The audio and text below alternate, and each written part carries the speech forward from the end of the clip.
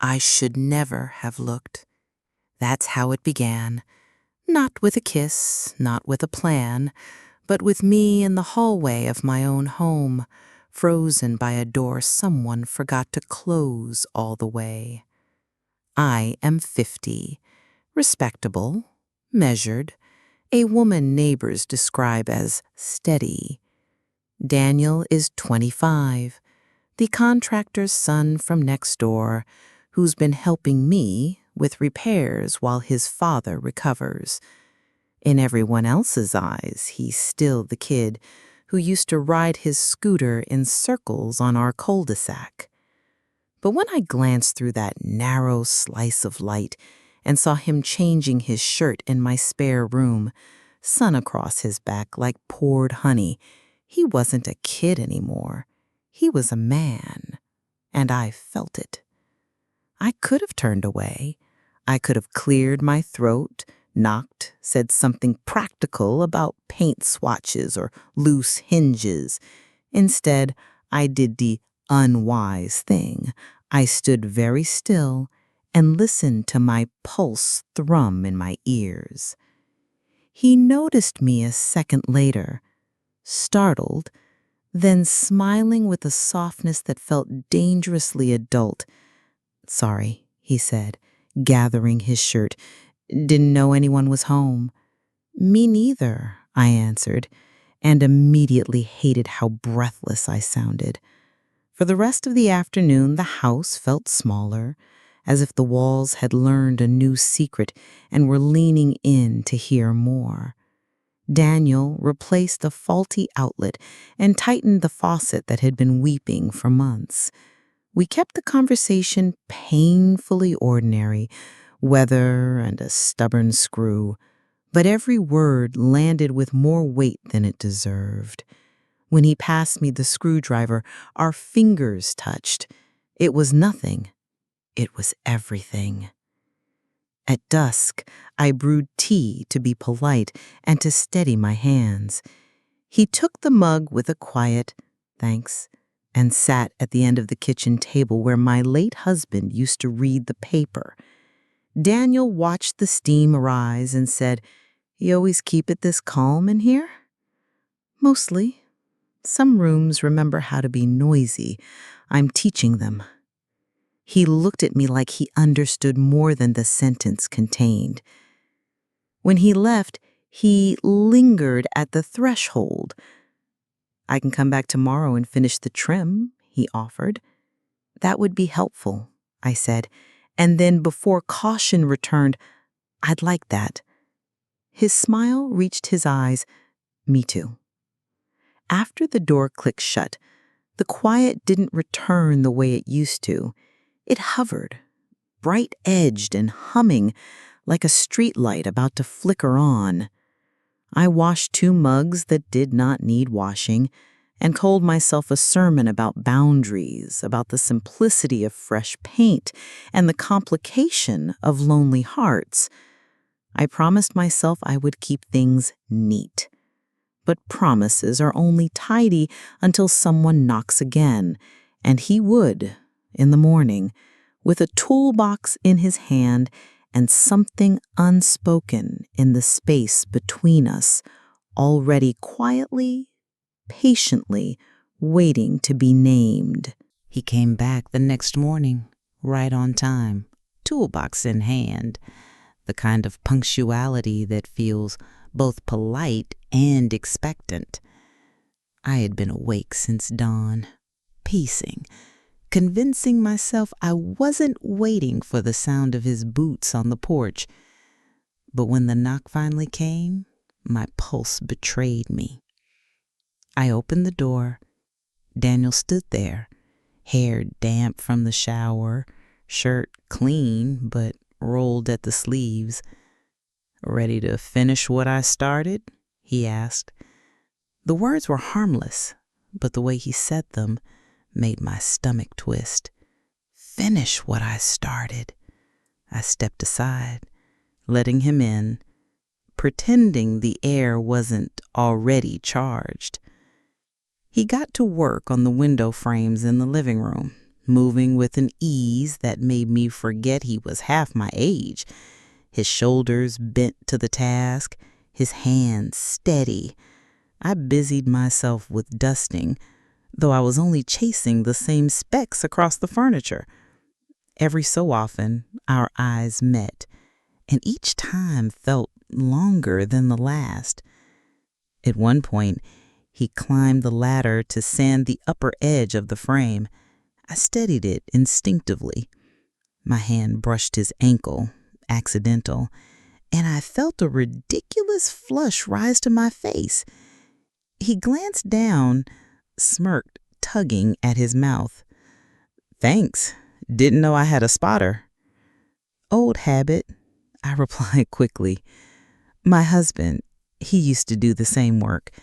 I'd always stand close, just in case." He nodded softly, sanding in silence, but I caught something in his eyes when he looked down again. Not pity, not discomfort. Something steadier, gentler. When the last frame was sanded, I offered him lemonade. We sat in the kitchen, the sun spilling across the table, turning the glass pale gold. He took a long sip, then set the cup down and leaned back, studying me. "Do you ever get lonely here?" he asked. The question startled me. "Why do you ask?" He shrugged. "This house is big, quiet, sometimes too quiet." I wanted to laugh it off, to say I liked peace, but the truth pressed against my chest. "Yes, sometimes." He didn't tease me. He just nodded, like he'd been expecting the answer. The silence that followed wasn't awkward. It pulsed, heavy, alive. I could feel my throat tighten, words gathering, but none of them safe enough to release. Finally, I pushed back my chair, desperate to break the spell. "Let's check the upstairs trim," I said. We climbed together, side by side. The hallway felt smaller with him there. He worked in the guest room, hammer striking with steady rhythm. I stood at the doorway, pretending to watch his progress, but really, I was watching him. The line of his jaw, the focus in his eyes, the sweat darkening his shirt. He turned suddenly, catching me in the act. For a heartbeat, neither of us moved. His gaze held mine, quiet, certain, and something unspoken passed between us. Then he smiled lightly. "Careful," he said. "If you keep watching me like that, I'll start thinking you actually enjoy my company." I should have laughed. I should have looked away. But I didn't. The morning after he left, the house tried to go back to its old self, but the quiet felt counterfeit, like a bedsheet pulled over a restless body. I made coffee. I watered the rosemary on the porch. I even alphabetized the spice rack, which is the chore of a person avoiding the point. The point was that I wanted him to knock again, and the wanting embarrassed me. It also thrilled me, which embarrassed me more. By noon, the porch light flickered. It had been doing that for weeks, pretending to be a problem only when I was alone. I pulled the step stool over and reached up with a new bulb, but the socket wobbled in my hand. I climbed down, fetched a screwdriver, climbed back up, and told myself aloud, "You are perfectly capable." The screwdriver skated, the metal lip bit my thumb, and I said a word the rosemary didn't deserve to hear. "You need a second pair of hands," he called, and I nearly fell off the stool. Daniel jogged across the lawn, toolbox swinging, smile contained but present. "Saw you at war with the light," he said. decided to join the resistance. It's treacherous, I said, sucking the bead of blood from my thumb, and it bites. He took my hand, examined the neck, and reached into his pocket for a small packet. Contractor's superstition, he said, tearing open an alcohol wipe. Always carry one. The touch was so practical, it should have felt like nothing. It did not feel like nothing. He worked on the light while I steadied the stool, determined not to think about the warmth of his fingers still echoing in mine. Inside, I offered lunch as thanks. Only if you eat too, he said, which somehow sounded protective instead of forward. I sliced tomatoes, he found plates, and the ordinary rhythm of a shared kitchen made time behave strangely. Elastic, quieter, important. Tell me something true, he said, halfway through the sandwich. About me? He nodded. About you that doesn't fit on a form. I took a breath. My husband loved breakfast for dinner. Eggs, toast, the works. After he died, I stopped making omelets because the sizzle felt like a sound that belonged to us. I waited for pity. He didn't offer it. Tell me something true, I said. He wiped a crumb from his lip, unexpectedly shy. I used to pass this house as a kid and wonder who lived inside. It felt careful, like it needed someone to laugh too loud and get scolded. He glanced up. I think it still does. We both laughed, quietly but real. The laugh turned into a pause that hummed. The clock ticked. A sparrow knocked the window with its foolish little body and flew on. He set his plate in the sink, and when he turned back, I was still looking at him. Careful, he said, soft, teasing. If you keep watching me like that, I'll start thinking you actually enjoy my company. I do, I said, before good sense could filter it. And there it was, the smallest confession disguised as small talk, placed gently between us like a match waiting for the right strike. He didn't light it, neither did I, but we both felt the heat. The morning after he left, the house tried to go back to its old self, but the quiet felt counterfeit, like a bedsheet pulled over a restless body. I made coffee. I watered the rosemary on the porch. I even alphabetized the spice rack, which is the chore of a person avoiding the point. The point was that I wanted him to knock again, and the wanting embarrassed me. It also thrilled me, which embarrassed me more. By noon, the porch light flickered. It had been doing that for weeks, pretending to be a problem only when I was alone. I pulled the step stool over and reached up with a new bulb, but the socket wobbled in my hand. I climbed down, fetched a screwdriver, climbed back up, and told myself aloud, "You are perfectly capable." The screwdriver skated. The metal lip bit my thumb, and I said a word the rosemary didn't deserve to hear. "You need a second pair of hands," he called, and I nearly fell off the stool. Daniel jogged across the lawn, toolbox swinging, smile contained but present. "Saw you at war with the light," he said. "Decided to join the resistance." "It's treacherous," I said, sucking the bead of blood from my thumb, "and it bites." He took my hand, examined the neck, and reached into his pocket for a small packet. "Contractor's superstition," he said, tearing open an alcohol wipe. "Always carry one." The touch was so practical, it should have felt like nothing. It did not feel like nothing. He worked on the light while I steadied the stool, determined not to think about the warmth of his fingers still echoing in mine. Inside, I offered lunch as thanks. "Only if you eat too," he said, which somehow sounded protective instead of forward. I sliced tomatoes, he found plates, and the ordinary rhythm of a shared kitchen made time behave strangely. Elastic, quieter, important. "Tell me something true," he said, halfway through the sandwich. "About me?" He nodded. "About you that doesn't fit on a form."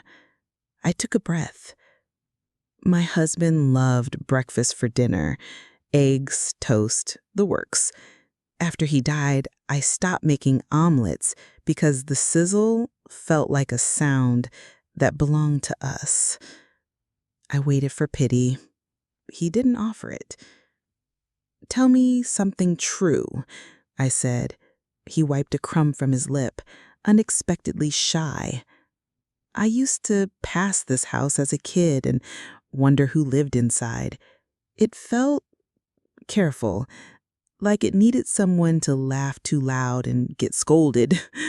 He glanced up. "I think it still does." We both laughed, quietly but real. The laugh turned into a pause that hummed. The clock ticked. A sparrow knocked the window with its foolish little body and flew on. He set his plate in the sink, and when he turned back, I was still looking at him. "Careful," he said, soft, teasing. "If you keep watching me like that, I'll start thinking you actually enjoy my company." "I do," I said, before good sense could filter it.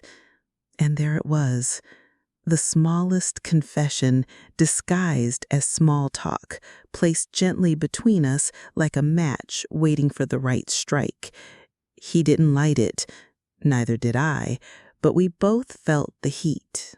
The storm came back at night with less apology. Lights blinked twice and surrendered, leaving the house unclothed. Only windows and weather, and the small sounds things make when nobody is listening. I touched the wall where the switch used to promise obedience, then laughed at myself in the dark. "So it's like that," I said to the house. A flashlight beam cut across the kitchen window. 3 soft knocks, more courtesy than warning. I opened the door to his silhouette and the wet scent of rain. "Power's out on the whole block," Daniel said, raising the lantern. "I brought a spare battery if you want." I wanted many things. I stepped aside, and he crossed the threshold like someone entering a chapel, quiet, aware that echoes tell on us. We set candles on saucers, matches rasping like insects. The first flames wavered, then held, turning the kitchen into a place where secrets might feel at home. "Do you mind if I check the breaker anyway?" he asked. "Be my guest." I followed him to the garage because the garage felt like neutral ground, though nothing felt neutral anymore. He opened the panel and clicked through labeled toggles: kitchen, den, guest, life. He closed it and shook his head. We waited. Back in the kitchen, the lantern sat between us like a moon we had borrowed. Rain worked the eaves with steady hands. He touched the candle with the tip of a match, and the moment was erotically domestic. Nothing vulgar, just the intimacy of being needed for small light. "I keep thinking about the attic," he said, "about the photo." "I keep thinking about the jacket," I answered, before I could pack the words away. He smiled, slow, not triumphant, only warmed by recognition. "Dance with me," he said. "There's no music." He replied, "There's plenty," and gestured lightly. Wind, rain, the lantern buzzing its tiny private song. I almost said no because it was safer to refuse what I wanted. Instead, I gave him my hand. He put his other hand at the careful place on my back where a good man rests his palm, and a braver one lingers. We moved in a slow sway that didn't pretend to be a dance. The house creaked like an elder clearing her throat to approve and warn at once. My cheek hovered near his shoulder. The scent of wet cotton and something green threaded the air. I thought of rules, of the arithmetic strangers would do if they saw us through the window. 50 plus 25 equals judgment. Then I thought of the photo in the attic and how my eyes had looked when I recognized myself. I decided to collect this moment, just this one, like a pressed leaf I might hide in a book. He pulled back enough to see me, but not enough to let go. "If I kiss you," he said, voice low but unshaking, "are you going to pretend it didn't happen?" "I'm going to try," I said, honest as rain. "Then don't try." And he kissed me like a question to which I already knew the answer. It wasn't fireworks. It was the lights coming back on inside a room I had abandoned.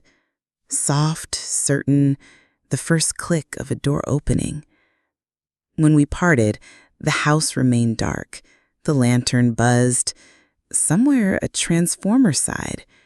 We stood there, not teenagers, not fools, just two people who had decided not to lie to our own skin for one more evening. "I should go," he said, and neither of us moved. "Tomorrow," he added, a promise that didn't need ceremony. "Tomorrow," I echoed, and tasted the word like a new fruit. Morning arrived like a witness who had seen too much and vowed silence anyway. Sunlight crossed the floor in patient bands. The power returned somewhere before dawn, but I left the lamps off. I wanted to see what the house did with daylight in memory. I cleaned a countertop that did not require cleaning. I checked a voicemail from the dentist. I listened to the kettle begin to gossip before it boiled. Ordinary tasks tried to volunteer as absolution. They didn't fit. A soft knock. Not tentative, considerate. I opened the door with both relief and restraint. Daniel stood on the porch with 2 paper cups and a bakery bag. "I didn't know what you liked," he said, so I guessed. "Strong coffee, still warm, and something with blueberries because you seem like someone who forgives small stains." We sat at the table where confessions sound like conversation. He tore the muffin in half, offered the richer side without commenting, and awaited for me to speak. I set the coffee down. My hands were steady, my voice less so. "About last night," I began. He lifted a palm, not to stop me, but to hold the space.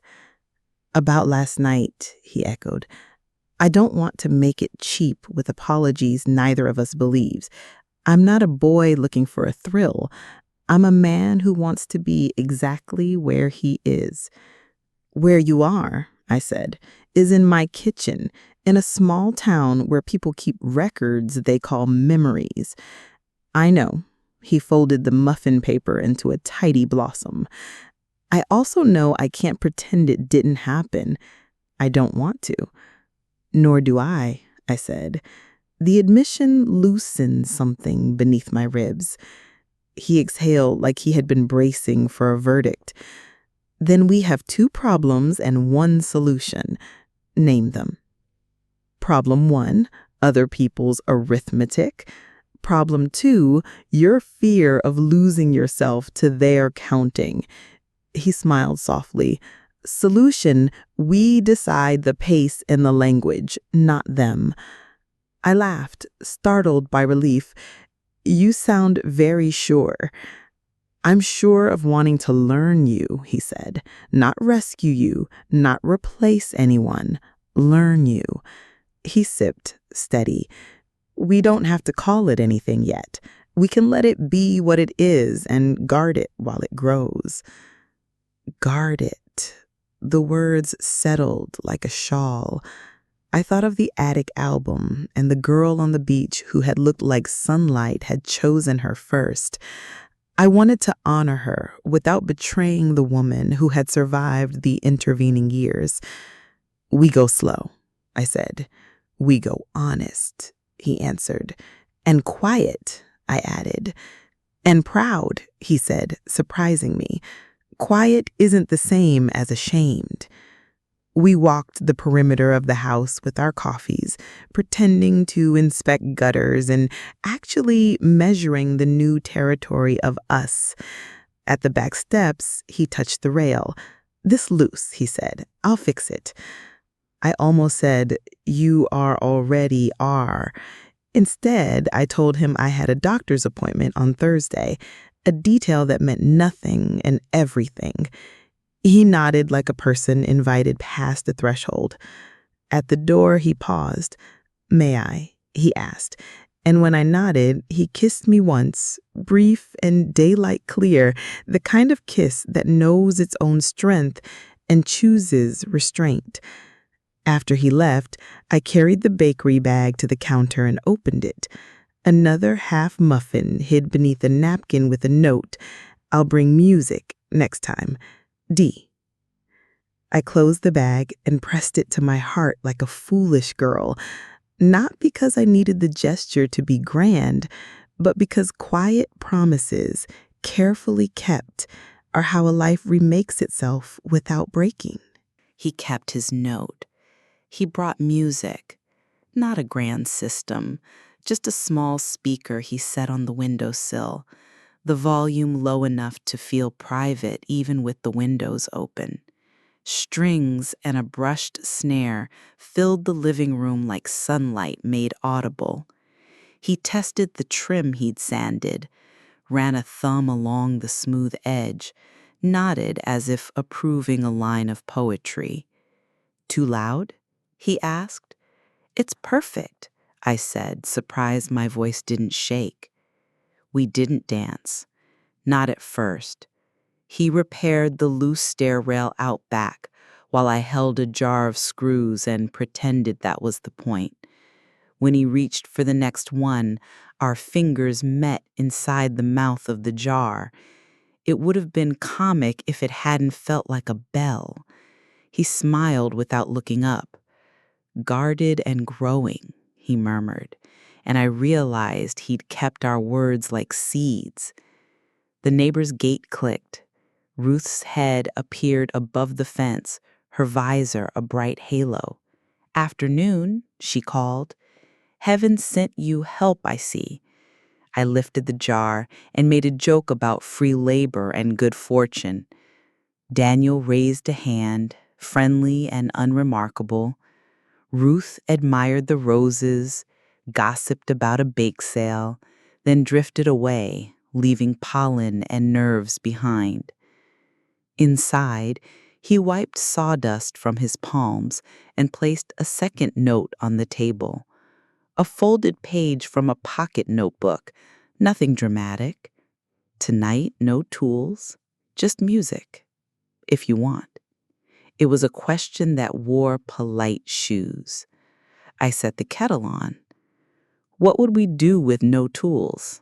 I asked, pouring water over tea leaves like that could disguise the invitation. He said, "Listen, maybe talk. Maybe say the things that sound loud in the day and softer after dusk." We did both. As evening thinned the edges of the house, we let the speaker hum at a whisper. He told me the first thing he ever built alone, a lopsided birdhouse that slanted like a shrug. I told him how I once spent a whole summer reading Russian novels because I liked the sound of the names in my mouth. We laughed at ourselves. We didn't touch much. When we did, it was the kind of touch you could describe to a stranger without blushing. His knuckles grazing mine when he passed the cup, my palm resting briefly on his forearm when a story found its way into ache. "Say something true," he said again, almost a ritual now. I'm afraid of being foolish, I answered. He considered that, then shook his head. You're afraid of being seen wanting. Those aren't the same. The front gate creaked. Both of us turned, breath held, then let it go when the wind confessed itself.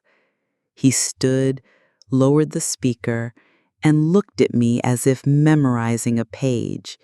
He said, I'll go, before the music turns us reckless. At the door, he stopped. Tomorrow I'll bring paint, a beat, and patience. You already bring both, I said, and watched the sentence settle over us like dusk.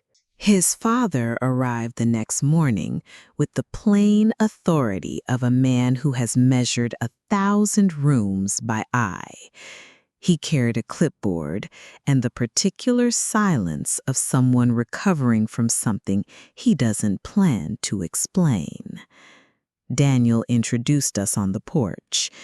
Dad, this is the client with the stubborn stair rail.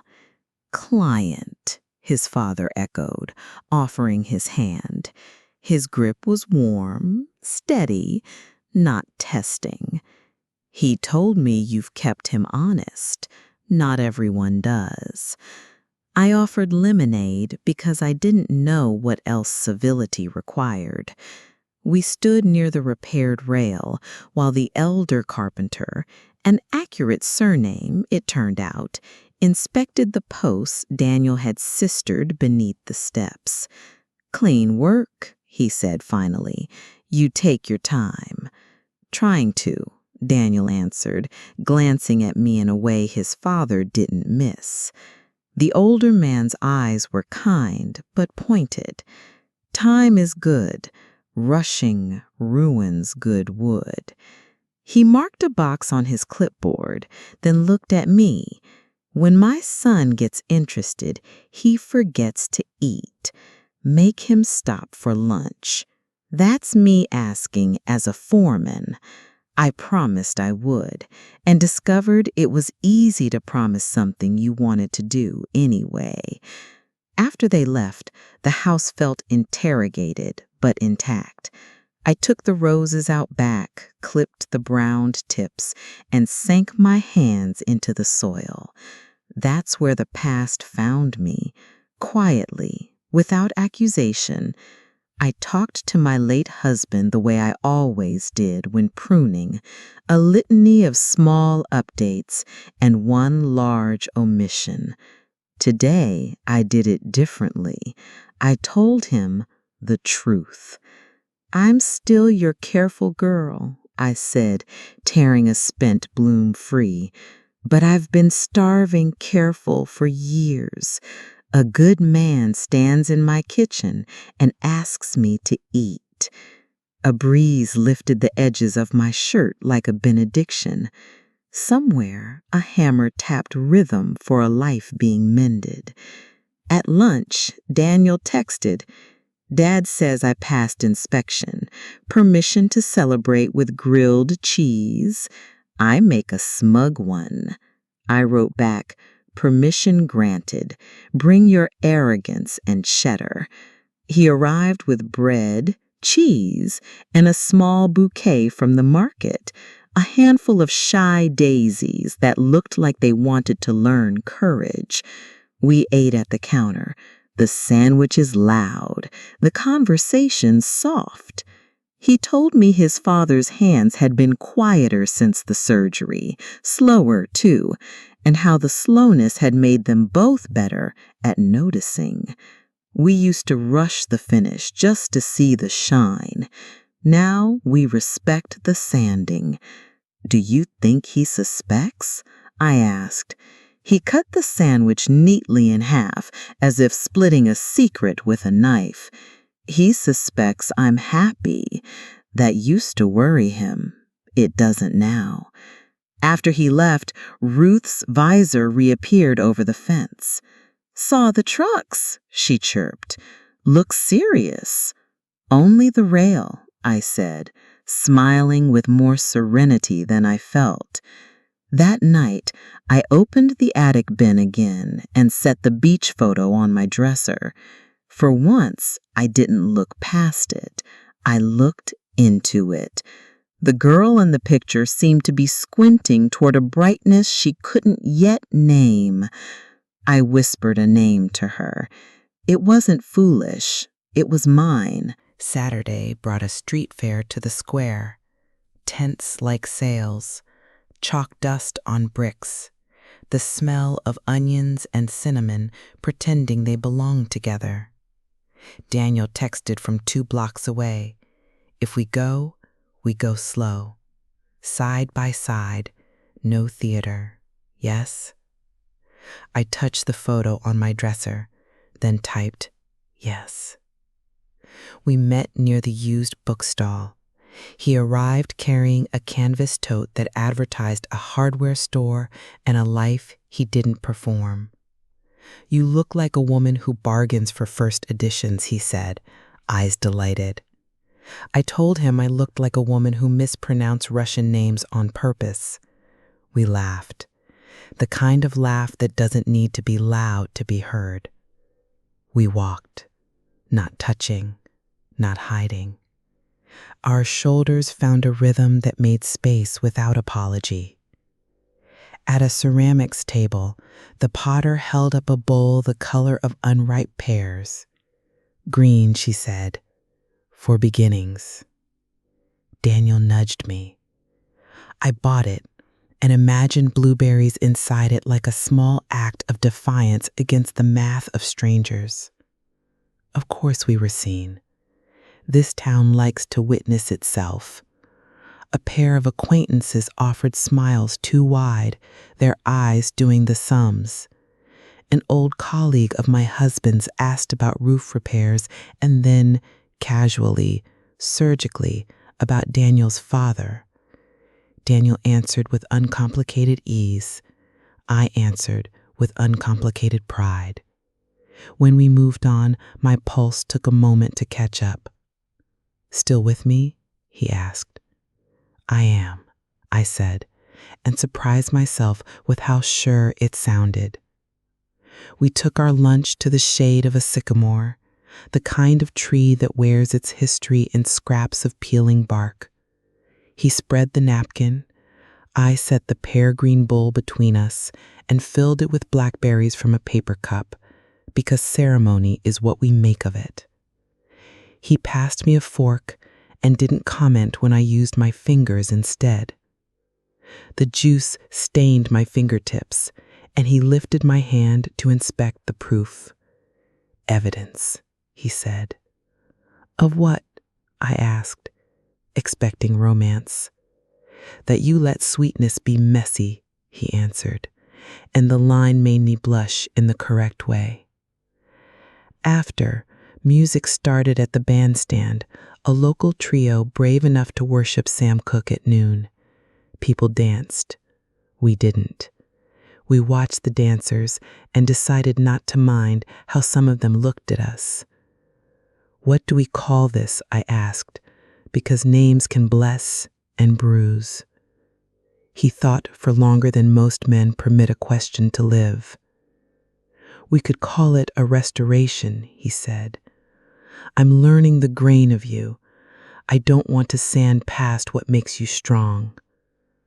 A restoration, I repeated, tasting the syllables. Then you're not my secret. No, he said. I'm your careful. On the way back, a teenager skated by and shouted, "Get it, Mrs. K," without malice. We both laughed, upside down with relief. At my gate, he tucked a blackberry leaf behind my ear and kissed my temple in a spot that belongs to quiet promises. Tomorrow, he said. Tomorrow, I answered, amazed at how much future fits inside the word. The call came on a Tuesday, the voice both familiar and historical, my sister-in-law, with condolences that arrived years late to the right address. I heard, she said carefully, that you've been keeping company. The pause between been and keeping held more furniture than most rooms. I almost filled it with explanations, apologies, decent lies. Instead, I set the phone on speaker and looked around the kitchen that had memorized our tender trespasses. I have, I said. His name is Daniel. A silence like fabric being folded. Then, is he kind to you? Yes. Then I'm glad, she said, surprising me.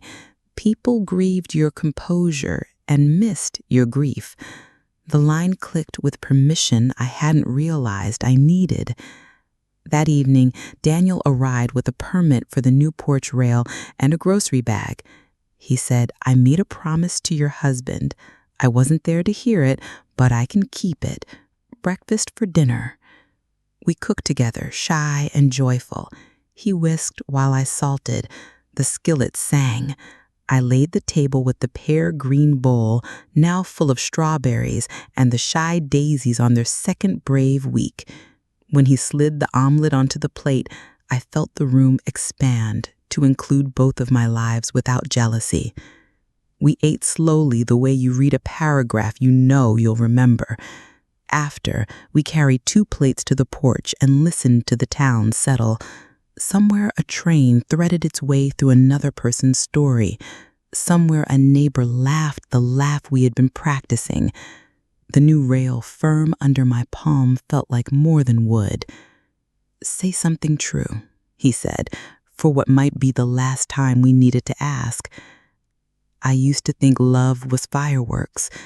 Then I thought it was a ledger. Now I think it's a lamp you trim at dusk so it won't gutter when the wind changes. He nodded, eyes bright in the nearly night. He said, my turn. I used to think I had to be loud to be brave. Now I know I have to be steady. We didn't kiss for a long while. We let the quiet do its work. And when we finally did, it was a kiss that understood porches and permissions, a kiss that belonged to the house we had been remaking without the town's consent, but with our own. Ruth's visor peeked over the fence and then retreated, deciding mercifully to be an evening without commentary. I laughed into his shoulder. He laughed into my hair. The sky went the color of late peaches. Inside, I placed the beach photo beside a newer one Daniel had taken on his phone, me holding the blackberry bowl, fingers purple, mouth surprised mid-laugh. 2 versions of the same woman watched each other and did not flinch. Later, when the lamps were low and the music a hush, I wrote 1 sentence on an index card and tucked it into the attic bin for the girl I had been. You were not lost. You were waiting for your own hand to find yours.